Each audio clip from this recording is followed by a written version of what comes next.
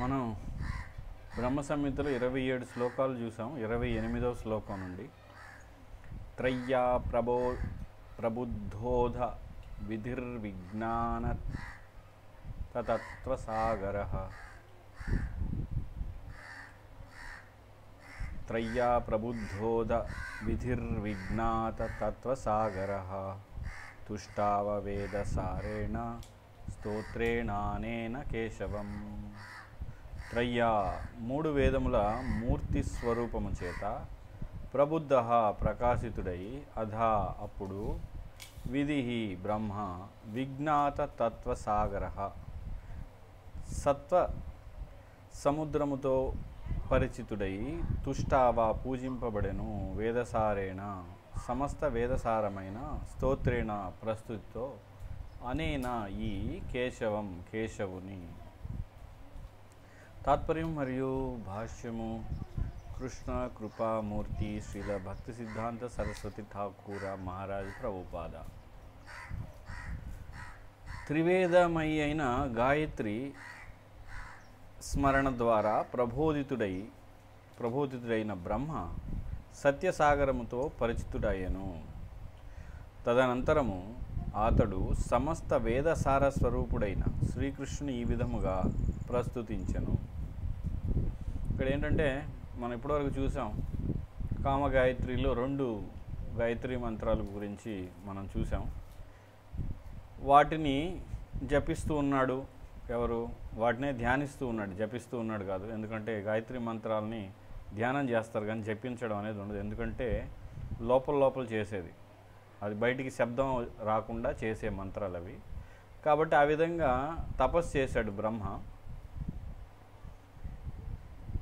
కాబట్టి దాని ద్వారా అతనికి ఏమైంది? ఇక్కడ సత్యసాగరంతో, సత్యసాగరం అంటే పరమసత్యం ఏంటి? వైకుంఠ లోకాలు, గోలోక వృందావనం, శ్రీకృష్ణ భగవానుడు, నారాయణుడు, ఇది సాగరం. అది ఇక్కడ సత్యసాగరంతో పరిచయం ఏర్పడింది. తదంతరము సమస్త వేదసార స్వరూపుడు కృష్ణుడు కూడా భగవద్గీతలో చెప్తున్నాడు. ఎన్నో అధ్యాయం? 15వ అధ్యాయం 15వ శ్లోకం అనుకుంటా. వేదైస్య సర్వైరహమేవ వేద్యం అనేది చెప్తున్నాడు కదా. కాబట్టి అన్నిటి ద్వారా తెలుసుకోబడేవాడిని నేనే అనేది ఏదైతే ఉందో అది ఇక్కడ బ్రహ్మకి దివ్య దృష్టి ద్వారా కనబడింది. ఎందుకంటే బ్రహ్మ ఇక్కడే ఉన్నాడు. ఎక్కడ? విష్ణువుని యొక్క నాభి నుండి వచ్చిన కమలంలో కూర్చొని ఉండి ఈ యొక్క కామగాయత్రి ధ్యానం చేస్తూ దాని ద్వారా ఈ యొక్క దృష్టి అనేది ఆయనకి దివ్య దృష్టి కలిగింది. అప్పుడు ఇవన్నీ కూడా కనపడ్డాయి. ఇది కేవలం బ్రహ్మకే కాదు, ఇక్కడ మనకి ఆచార్యులకు కూడా ఒకసారి రూపగోస్వామి కానీ సనాతన గోస్వామి కానీ కరెక్ట్గా గుర్తులేదు, ఒకసారి అలా దివ్య దృష్టితో చూస్తూ లీలను చూస్తూ ఆస్వాదిస్తుంటే ఒక కుంటివాడు అటుగా వెళ్తుంటే సనాతన గోస్వామి ఆస్వాదించేదాన్ని చూసి నవ్వుకుంటూ ఉన్నాడు సనాతన గోస్వామి. అది చూసి అతను బాధపడతాడు, ఏమని? నన్ను చూసి నవ్వుతున్నాడని. అది కూడా అపరాధం లాగా అవుతుంది. అంటే అక్కడ మనకేమర్థం అవుతుందంటే దివ్య దృష్టితోటి అక్కడ సనాతన గోస్వామి కృష్ణుడి యొక్క లీలల్ని చూస్తున్నాడని మనం అర్థం చేసుకోవచ్చు. ఇలాగా ఆచార్యులు చాలామంది ఈ విధంగా దివ్య దృష్టితోటి, మన ఇంకా వంశీదాస్ బాబాజీ మహారాజ్ ఆయన జీవిత చరిత్రలో కూడా ఇక్కడ ఆయన ఎక్కడో బెంగాల్ ఎక్కడో ఉండి కర్రతో కొడుతూ ఉంటాడు. వృందావనంలో ఉన్న అక్కడ ఏదో తులసి మొక్క దగ్గర కుక్కలు వచ్చి పాడు చేస్తూ ఉన్నాయని ఇక్కడుండి కర్రతో కొడుతుంటే వృందావనంలో ఉన్న కుక్క కూడా ఆయనకి కనపడుతుంది. అంటే ఈ విధమైన దివ్య దృష్టి అనేది మనలాంటి సామాన్యులకి, లేదా ఒకవేళ మనం రోజుకు 64 మాలలు చేసినా కూడా కనపడదు. అంటే ఇన్ని మాలలు చేస్తేనో లేదా ఈ తపస్సు చేస్తేనో అనేది కూడా లేదు. ఎందుకంటే మనం చూస్తే చైతన్య చరితామృతంలో చైతన్య మహాప్రభు ప్రతిరోజు లీలలు చేస్తూ, అంటే కీర్తన చేస్తుంటారు శ్రీవాసాచార్య ఇంట్లో. ప్రతిరోజు సాయంత్రం అవగానే రాత్రంతా కూడా కీర్తన చేస్తూనే ఉంటారు. తెల్లవారుజామున వెళ్ళిపోతారు, రాత్రంతా కీర్తనలో మునిగిపోతారు. అలాంటి దగ్గరికి ఒక బ్రహ్మచారి, పాలు తాగేవాడు వస్తాడనమాట. పాలు తాగే బ్రహ్మచారి, దుగ్ధధారి బ్రహ్మచారి. అంటే చైతన్య మహాప్రభు వెంటనే తెలిసిపోద్ది ఇతను ఎక్కడ ఎవరో ఉన్నారని. మహాప్రభు అడుగుతారు శ్రీవాసాచార్యని, అవును ఉన్నారని. అతన్ని బయటికి పంపించేయమని అతను బయటికి తోసేస్తారు వెంటనే. ఎందుకంటే చైతన్య మహాప్రభు యొక్క దివ్యమైనటువంటి ఆ లీలలను, ఆ సాత్విక వికారంతో విరహంతో చేసే నృత్యాన్ని చూడడానికి అందరికీ అర్హత లేదు.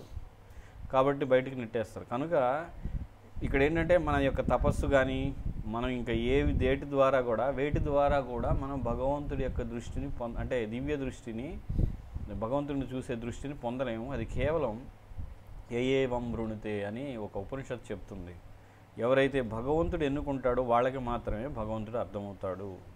వాళ్ళకి మాత్రమే ఈ సంసారం పట్ల వైరాగ్యం అనేది ఏర్పడుతుంది. ఎందుకంటే సంసారం పట్ల వైరాగ్యం, మనం అంటే జపం ఇవన్నీ చేయొచ్చు, సాధన చేయొచ్చు, కానీ వైరాగ్యం ఇలాంటివి రావాలంటే కృష్ణుడి యొక్క ప్రత్యేకమైన కృప మనకు అవసరం.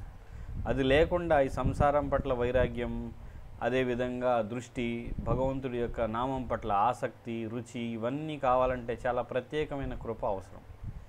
అలాని సాధన మానేసి కృప కోసం ఎదురు చూడకూడదు. సాధన చేస్తూ ఆ కృప కోసం ఎదురు చూస్తే అప్పుడు భగవంతుడు ఇష్టమైనప్పుడు వస్తుంది. అప్పుడు మనకు కూడా అటువంటి దృష్టి కలుగుతుంది. కానీ అది చాలా చాలా చాలా చాలా అనేది ఒక 100-200 పెట్టుకోవచ్చు. దాని తర్వాత కష్టం అని చెప్పాలి అంతే. ఎందుకంటే అదంత తేలికైన విషయం కాదు. ఎవడో ఒక జీవుడు మాత్రమే ఈ సంసారం వదిలేసి భగవద్ధామాన్ని చేరుకుంటాడు. కాబట్టి అటువంటి దృష్టి మన ఆచార్యుడైన చతుర్ముఖ బ్రహ్మకి కలిగింది. అది ఇక్కడ వివరించబోతూ ఉన్నారు తర్వాత శ్లోకం నుంచి. ఈ భాష్యం: బ్రహ్మ తన మనస్సులో ఇట్లు తలపోసెను, కామగాయత్రి స్మరణ వలన నేను శ్రీకృష్ణునకు నిత్యదాసుడినని ప్రతీతమగుచున్నది. ఆయనకు అర్థమవుతుందంట. చేస్తూ ఉంటే ఆయన యొక్క బ్రహ్మ కామగాయత్రి చేయడం వలన కృష్ణుడి పట్ల ఆకర్షితుడవుతూ ఉన్నాడు. ఆ నామం పట్ల, కృష్ణుడి పట్ల ఇంకా ఆనందం కలుగుతూ ఉంది. అది ఆ విధంగానే బ్రహ్మకు తెలిసింది. ఎందుకంటే ఏదైనా మనకి ఒకటి చేస్తుంటే మనకది నచ్చి బాగా ఆనందాన్ని, ముఖ్యంగా దివ్యానందాన్ని, ఆత్మానందాన్ని ఇస్తే అది నిజమైనది. అలా కాకుండా శారీరక సుఖం ఏదైతే ఉందో ఆహార నిద్ర భయమైదునాల ద్వారా లేదా పూజ లాభ ప్రతిష్టల ద్వారా వచ్చేది తాత్కాలికమైంది, భ్రమితమైంది.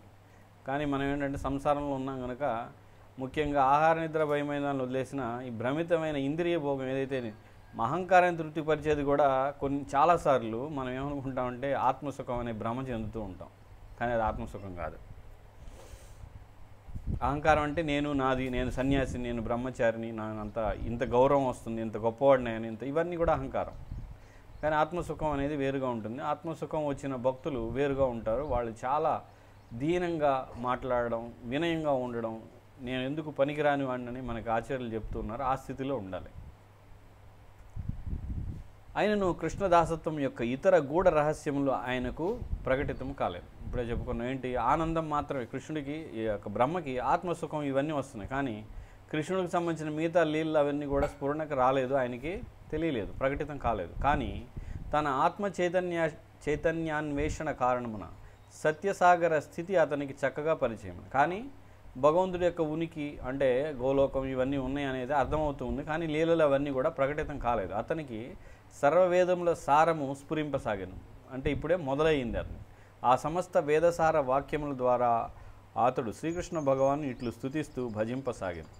శ్రీ చైతన్య మహాప్రభు తన ప్రియ శిష్యులకు ఈ స్థుతిని బోధించెను.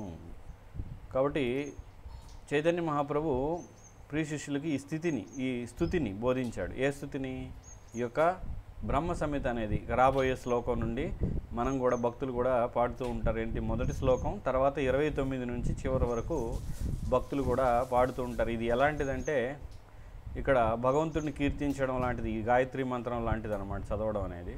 కాబట్టి మనకి అభిషేకాలు ఇప్పుడు మన మందిరాల్లో కూడా చూడొచ్చు. ఎటువంటి అభిషేకం జరిగినా ఇది తప్పనిసరిగా పాడడం అనేది జరుగుతుంది.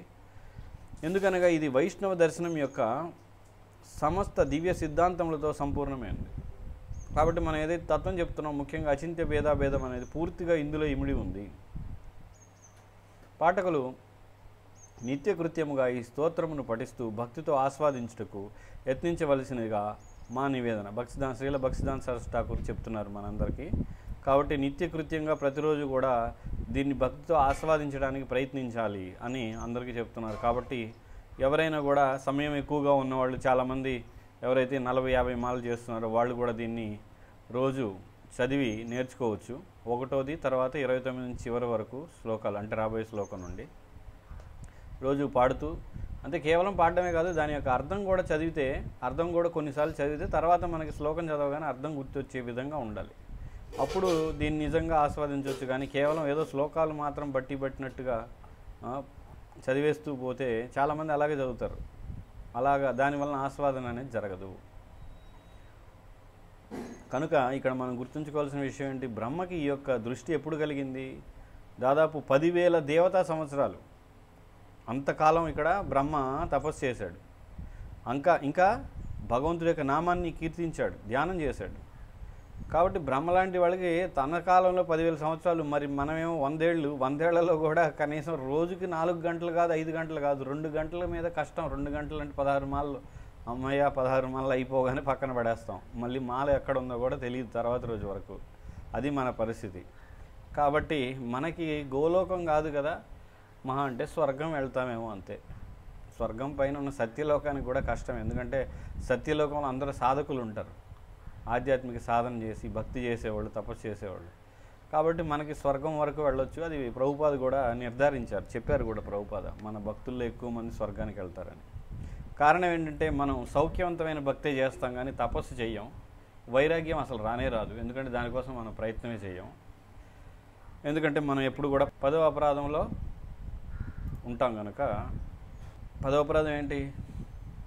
దివ్యనామ మహిమను విన్న తర్వాత కూడా ఐహిక బంధాల్లో చిక్కుకొని ఉండడం. కాబట్టి మనం నామం వింటున్నాం కానీ నామం యొక్క పూర్తి విశిష్టత పట్ల విశ్వాసం అనేది పూర్తిగా మనకి రాలేదు. కాబట్టి మనం నామం పట్ల ఆసక్తి కలిగి నామానికి అంటిపెట్టుకోలేము. అందుకే అభిషేకం చూడాలి, ఇది చూడాలి, అది చూడాలి, గుడికి వెళ్ళాలి, ఇవన్నీ కూడా చెప్తుంటాం. అంటే అలానే గుడి అభిషేకం మంచిది కాదని కాదు, వాటన్నిటిలో కూడా మూలమైంది ఏంటి? హరినామం. కాబట్టి ఏ విధంగా బ్రహ్మకి కామగాయత్రి ద్వారా వచ్చిందో అదే మనకి కూడా లభించాలంటే హరినామం ద్వారానే లభిస్తుంది. మిగతావన్నీ కూడా ఈ యొక్క అభిషేకాలు, విగ్రహారాధన ఇవన్నీ కూడా మనం భగవంతుడి నామం పట్ల ఆసక్తిని పెంపొందించుకోవడానికి, నామరుచిని పెంచడం కోసం ఉన్నాయి. కానీ వాటంతటా అవి స్వతంత్రంగా ఏదైనా మనం ఊరికే విగ్రహారాధన చేసినా ఉపయోగం లేదు. చాలా గుళ్ళు ఉన్నాయి భారతదేశంలో కూడా, మీరు చూడవచ్చు. కాబట్టి మనం కూడా ఆ విధంగా చాలా తీవ్రంగా తపస్సు చేస్తూ సంసారం పట్ల ఆసక్తిని తొలగించుకునే విధంగా శుద్ధ భక్తుల యొక్క ఆధ్వర్యంలో భక్తియుక్త సేవ చేస్తే అప్పుడు ఏదైనా గోలోకం వెళ్ళే అవకాశం. అంతేగాని 16 మాలలు 60 మాలల వలన లేదా 64 మాలల వలన చివరికి 100-200 మాలల వల్ల కూడా రాదు. కానీ చేయడం మంచిది. 100-200 మాలలు చేసి పూర్తిగా సమయం మొత్తం నామంలో పెడితే అప్పుడు ఏదైనా అవకాశం ఉంది. కాబట్టి ఆ విధంగానే మనం దివ్య దృష్టిని పొందగలం. ఆ దివ్య దృష్టి ఆ స్థాయికి వెళ్ళే వరకు మనం ఇక్కడే ఉండాలి. 29 చింతామణి ప్రకర సద్మ సుకల్ప వృక్ష లక్షావృతేషు సురభిరభిపాలయంతం లక్ష్మీ సహస్రశత సంభ్రమ సేవ్యమానం గోవిందమాది పురుషం తమహం భజామి. చింతామణి ప్రకర సమూహములు సద్మసు భవనములు యందు కల్పవృక్షము లక్షలాది ఆవృతేషు ఆవృతములై సురభి గోవులు అభిపాలయతం పాలించుచున్న లక్ష్మీ సహస్ర వేల కొలది శత వందల కొలది సంభ్రమ అత్యంత ప్రేమాదరములతో సేవ్యమానం సేవింపబడుచున్న గోవిందుడు ఆదిపురుషుడు తం అట్టి అహం నేను భజించున్నాను. అతడు చింతామణి సమూహములచే నిర్మితములైన భవనములయందు స్థితుడు. ఎవరు? కృష్ణుడు చింతామణులతో తయారైనటువంటి భవనాల్లో లక్షలాది కల్పవృక్షములచే ఆ భవనములు పరివేష్టితములై ఉన్నవి. కామధేనువులు ఆయనచే పాలింపబడుచున్నవి. లక్షల కొలది లక్ష్మీదేవతలు లేక గోపికలు అత్యంత ప్రేమాదరములతో అతనిని సేవించున్నారు.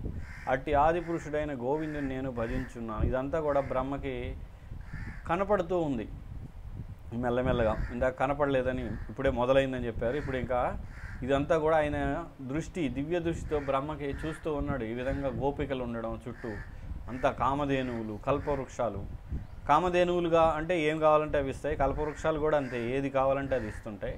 ఇక చింతామణి అనేది చెప్పవసరం లేదు. ఇంక చింతామణి ఇక దివ్య ప్రేమని ఈ కల్పవృక్షాలు, కామధేనువులు కూడా కృష్ణుడి యొక్క ప్రేమని ఇవన్నీ ఇవ్వడానికి సిద్ధంగా ఉంటాయి. ఇవన్నీ కూడా లక్షల కొలది లక్ష్మి లేదా గోపికలు ప్రేమతోటి సేవ చేస్తూ ఉన్నారట.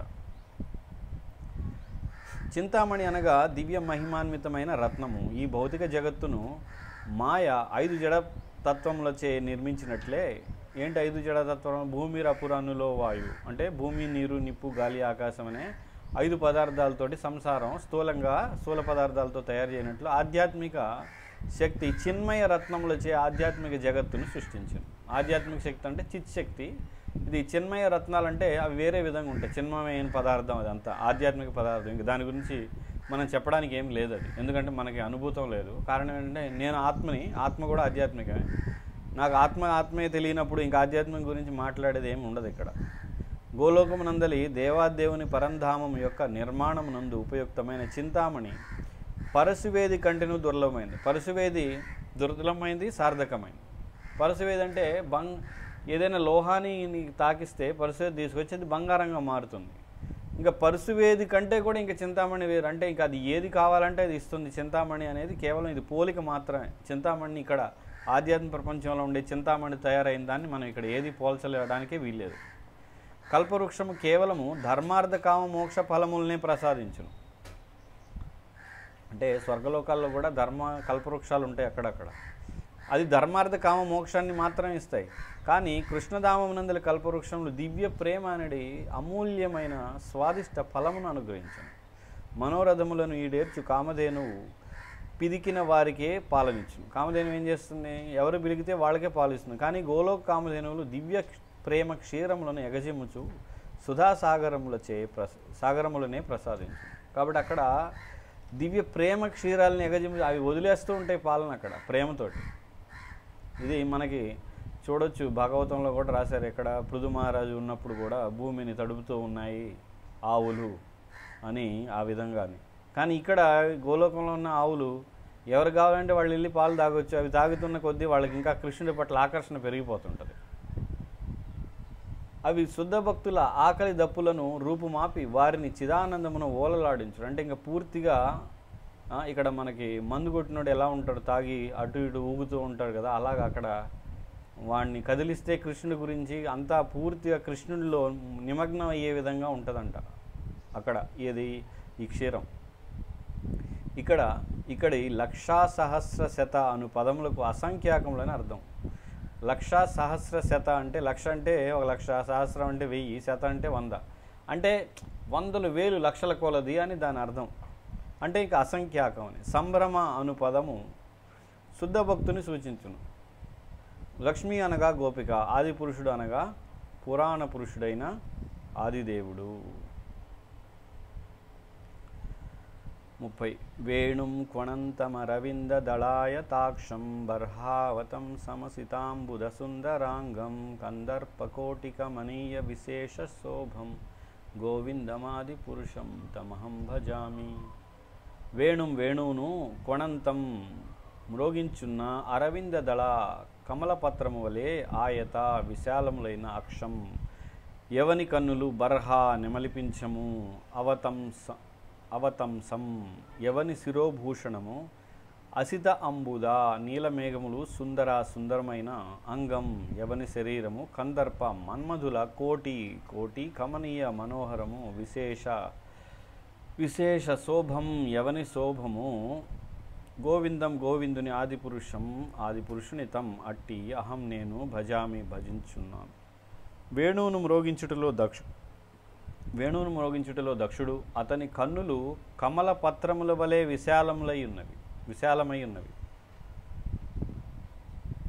నెమలిపించము ఆయన శిరోభూషణము. ఆయన నీలమేఘ శ్యామసుందర శరీరుడు. కోటి మన్మధుల సౌందర్య శోభలు కూడా అతని విశేష సౌందర్యమునకు సాటిరావు. అట్టి ఆదిపురుషుడైన గోవిందుని నేను భజించున్నాను. కాబట్టి ఇక్కడ కృష్ణుడి యొక్క వర్ణన ఎలా ఉన్నాడు? ఆయన వేణువును వాయిస్తూ ఉన్నాడు. కన్నులు కమల పత్రముల వలె విశాలంగా ఉన్నాయి. కమలానికి ఆకులు చాలా పెద్దగా ఉంటాయి కదా, అందుకని అంత పెద్ద ఆకుల్లో కూడా చెప్పాలంటే దాదాపుగా పెద్ద ఆకులు అని చెప్పుకోవచ్చు. అవి అంటే మంచి ఆకుల్లో టేకు ఆకులు ఉంటాయి, టేకు వుడ్ అని ఉంటుంది, దానికి పెద్ద ఆకులు, కానీ అవి అంత మంచివి కాదు ఆకులేమి. అందుకని మంచి ఆకుల్లో ఉన్న వాటిలో అవి అందుకే పోల్చారు. నెమలిపించము ఆయన శిరోభూషణం. కొంతమంది అడుగుతారు నెమలిపించం ఎందుకు పెట్టుకున్నారు అంటే, కృష్ణుడు కావాలంటే వేరే ఈకలు కూడా పెట్టుకుంటాడు, చిలక ఈకలు అవి కూడా అంతే, ఎందుకంటే ఆయన అలంకారంలో ఉన్నాయి అవి కూడా. కానీ నెమలిపించం అనేది ఒక ప్రత్యేకత సంతరించుకుంది. ఎందుకంటే అది ఒక రకమైన అంటే సహజ సిద్ధంగా లభించేటువంటి అందులో ఒక రంగోలి అనమాట, ముగ్గు లాంటిది, దాని మీద వేసి ఉంటుంది కదా రంగులతోటి సహజంగా వస్తుంది అది. కాబట్టి ఆయనకి అది ఇష్టమైంది, మనం ఏం చెప్పలేం. ఆయన కూడా ఒక వ్యక్తి, కృష్ణుడు కూడా ఒక వ్యక్తి, దేవాదేవుడు. ఆయన నీలమేఘ శ్యామసుందర శరీరుడు. అయితే ఈ నీలమేఘ శ్యామసుందరం అనేది మనం ఇక్కడ చెప్పుకుంటూ ఈ ఆకాశం అని లేదా వర్షపు మేఘం అంటాం, కానీ నిజంగా మనం చెప్పలేం. ఎందుకంటే అది ఆధ్యాత్మికమైన శరీరాన్ని భౌతికమైన రంగుతో పోల్చేది కాదు. కోటి మన్మధుల సౌందర్య శోభలు కూడా అతని విశేష సౌందర్యంలో సాటి. కాబట్టి కోటి మన్మధులు కూర్చున్నా ఎదురొచ్చినా కూడా అతని అందానికి సాటి రాదు. అట్టి ఆదిపురుషుని గోవిందుని భజిస్తున్నాను. గోలోక స్వామి అయిన శ్రీకృష్ణుని నిరుపమాన శోభలు ఇక్కడ వర్ణించబడ్డాయి. సర్వవ్యాపి అయిన శ్రీకృష్ణునికి దివ్య స్వరూపము కలదు. కృష్ణుడికి దివ్య స్వరూపం ఉంది, జీవులైన మనకు కూడా ఉంది. కానీ మనం ఇప్పుడు బద్ధ జీవితంలో ఉండి దాన్ని మర్చిపోయి భ్రమలో బ్రతుకుతూ ఉన్నాం. శ్రీకృష్ణుని రూపం అన్నది జగత్తునందలి అత్యంత సుందరములైన వస్తువులను చూసి సృష్టింపబడిన ఏదో ఒక మానసిక కల్పన కాదు. కాబట్టి ఇదేదో కల్పించబడి చెప్తున్నది కాదు. శుద్ధ భక్తి పరవశుడైన బ్రహ్మ పరమ ధ్యానానంద స్థితి యందు తాను దర్శించిన అద్భుత రూపము ఇక్కడ వర్ణించబడింది. కాబట్టి బ్రహ్మ ధ్యానంలో, ఇప్పుడే చెప్పాను కదా మొదట్లో, ధ్యానం చేస్తున్నాడు ఈ మంత్రం, ఏది కామగాయత్రి. ఆ స్థితిలో ఇక్కడ ఇదంతా కూడా కనబడుతుంది. శ్రీకృష్ణుడు తన వేణువును వాయించుండెను. శ్రీకృష్ణుని మనోహర మురళి రవ మధురిమలు సకల జీవుల చిత్తంలోనూ హరించున్నవి. ఇంకా ఆ జీవులన్నీ, అక్కడున్న జీవులన్నీ కృష్ణుడి వైపు చూస్తూ ఉన్నారు. ఆయన చుట్టూ ఉన్న వాళ్ళందరూ అక్కడ గోలోకంలో. కమలపత్రములు సుఖదాయకమైన దృశ్యమును ఉత్పన్నము చేయుచున్నట్లుగానే మన ఆధ్యాత్మిక దృష్టిని ప్రకాశింపజేయ శ్రీకృష్ణుని రెండు సుందర దివ్య నేత్రములు అతని ముఖ చంద్ర వైభవమును మరియు సౌందర్యమును ప్రదర్శిస్తూ ఉన్నాయి. కాబట్టి ఆయన యొక్క కళ్ళు అంత అందంగా ఉన్నాయి. కృష్ణుని కళ్ళు, అతని శిరోభూషణమైన నెమలిపించము అతని దివ్య సౌందర్యమునకు అనురూపముగా శోభిల్లుచున్నది. నీలమేఘ సమూహములు విశేష శాంతిదాయకమైన స్నిగ్ధ దృశ్యమును ఉత్పన్నము చేయునట్లుగా ఆయన శరీర కాంతులు చిన్మయ శ్యామలములై కనువిందు గావించుతున్నవి. అది మేఘాలు కూడా మనకు వస్తే ఒక రకమైన ఆనందం, చక్కగా వర్షం పడుతున్నప్పుడు, అప్పుడే ముఖ్యంగా ఎండాకాలం అయిపోయినాక వర్షం పడినప్పుడు ఎలా ఉంటుందో అలాగే భౌతిక సంసారం నుంచి కృష్ణుని దర్శించినటువంటి జీవుడికి అంత ఉపశమనం, అంటే పూర్తిగా అంత భ్రమలో ఉన్నాం. అంటే మనకి ఇప్పుడు ఏదైతే సుఖం అనిపిస్తుందో, అంటే కొడుకుతో ఉండడం, ఇదంతా కూడా పెద్ద మాయగా అనిపిస్తుంది అప్పుడు కృష్ణుని చూసినప్పుడు. అప్పటి వరకు అది తెలియదు, ఇదే మంచిది, నాకు ధనం ఉంది, నేను అంతా ప్రశాంతంగా ఉన్నాను, ఇదంతా కూడా మాయ, ఇదంతా కూడా దుఃఖం అనేది మనకు అప్పుడు అర్థమవుతుందంట. ఎందుకంటే సంసారంలో అంతా దుఃఖమే. మనం అందుకే కృష్ణుడు దుఃఖాలయం అని చెప్పాడు. కానీ మనం ఏమనుకుంటున్నాం, మనకి ఏదైతే ఆ ఇంద్రియ భోగం చేసి సుఖం అనుకుంటున్నామో చివరికి అది కూడా దుఃఖమే. అది కృష్ణుడిని దర్శించినప్పుడు అర్థమవుతుంది. విలక్షణమైన శ్రీకృష్ణుని సౌందర్య శోభ కోటి మన్మధుల కంటేనూ మిక్కిలి మనోహరమైనది. కాబట్టి కోటి మన్మధుల కంటే కూడా ఇంకా ఎక్కువ అందం. కేవలం ఇది పోలిక కోసం మాత్రమే మన్మధులతో పోల్చడం జరిగింది, కానీ ఇక్కడ దేంతో కూడా పోల్చలేము కృష్ణుడి యొక్క అందాన్ని. ఎందుకంటే ఆయన యొక్క దేహం దివ్యమైనది, భౌతికమైనది కాదు. హరే కృష్ణ. ఎవరికైనా సందేహాలు సూచనలు కానీ ఏమైనా ఉంటే చెప్పచ్చు. చెప్పండి. సాయంకాలం చేయొచ్చునా ప్రభు? సాయంత్రం దామోదర ఆరతి ముందు. దామోదర సాయంత్రమే కదా మనం చేసేది. అదే మన ఇది గోవర్ధన పూజ ఎప్పుడైనా చేసుకోండి, దాంతో ఏముంది. దామోదర ఆరతి ఎప్పుడైనా పొద్దున్నీ సాయంత్రం వరకు దామోదర ఆరతి చేస్తూనే ఉండండి, మీ ఇష్టం వచ్చినప్పుడు చేయండి. గోవర్ధన పూజ అప్పుడు చేయండి, మళ్ళీ సాయంత్రం చేయండి, మీ ఇష్టం. ఇంకా సరే, అయితే ముగిద్దాం. శ్రీ బ్రహ్మ సంహితకి జై. శ్రీల భక్తిసిద్ధాంత సరస్వతి ఠాకూర్ की जय.